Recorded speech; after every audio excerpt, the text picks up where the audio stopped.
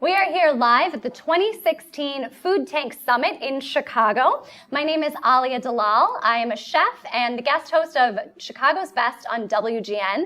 I am sitting here with Fred Iutzi from the Land Institute. He'll be giving the closing keynote for today's summit, coming up fairly soon. Yeah. So thanks for joining me, Fred. It's great to be with you. I would love for you to tell us just a little bit more about, maybe in a couple sentences, the Land Institute, for those of us that might not know about it. Sure. So we're a sustainable ag research nonprofit that's located in Salina, Kansas, and we are working to overhaul crop production agriculture so that it provides ecosystem services on closer to the same level that native ecosystems did before ag came in. Specifically, we're working to breed perennial grain crops that can be grown together in polycultures, mimicking how the native prairie functioned. So is that done mostly on public properties, private properties? Who are the stakeholders involved in that? Sure. So our research is primarily carried out on our own research facility in Salina in central Kansas. We have 7 PhD researchers and 20-some other professionals in agronomy and agricultural science and supporting areas. I should say until the last few years it was primarily carried out on our own site. We've had a rapid expansion recently in research collaborators. So our work is plant breeding and genetics work, agronomy work, food science work is happening at universities around the U.S. now, University of Minnesota, for example, and with peer institutions on 5 other continents, in fact. So I'm going to ask the dumb basic question, which Those are often the smartest questions. Right, exactly. Actually. I feel the same way, which is why is that important?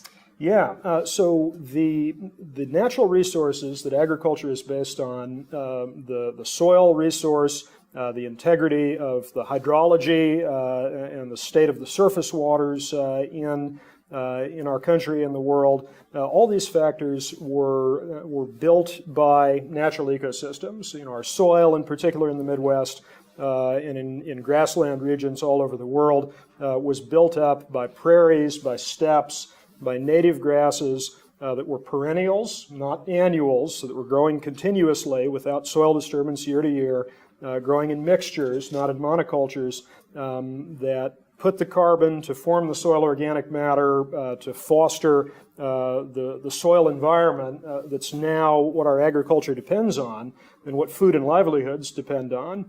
Annual agriculture, to anything we can work out to date, is not going to be capable over the long haul of preserving that resource. We've had tremendous sustainability gains in conventional agriculture. Organic farming is a major step forward in sustainability, but we're pushing the limits of annual crop species to maintain and rebuild soil and other resources.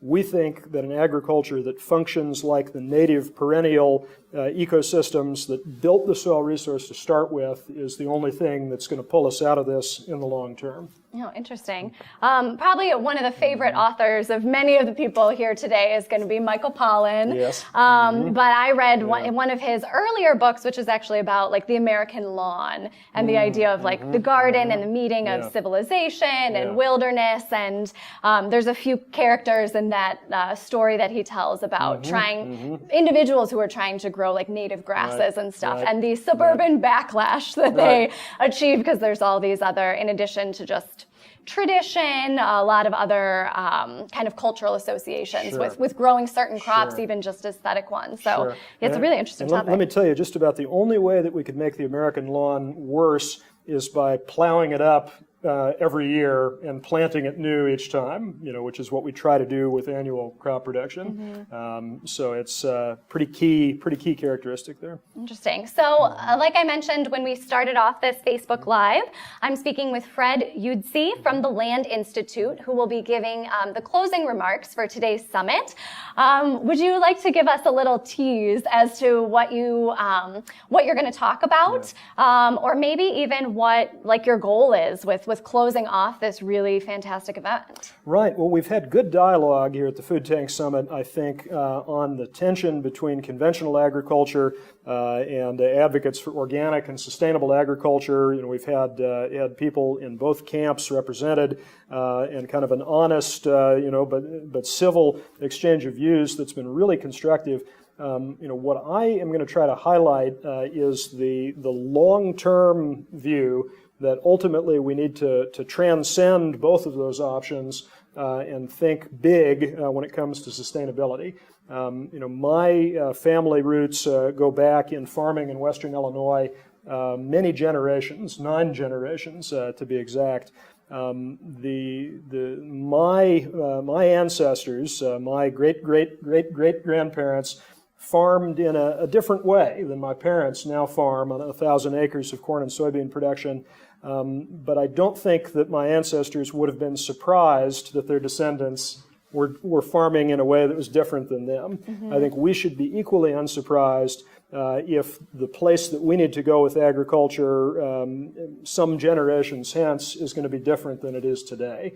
And so what I want to outline is what that future could look like and how it's going to help us get on top of our most pressing environmental challenges and hopefully give some new life into rural economies and into the food system. Excellent. Well, thank you so much for joining me. Fred Iutzi, president of the Land Institute, also Illinois Farm Boy. So that's right. It's been a pleasure. Yeah. Thanks so much. Thank you. Be sure to stick around for more interviews on Facebook Live from the 2016 Food Tank Summit.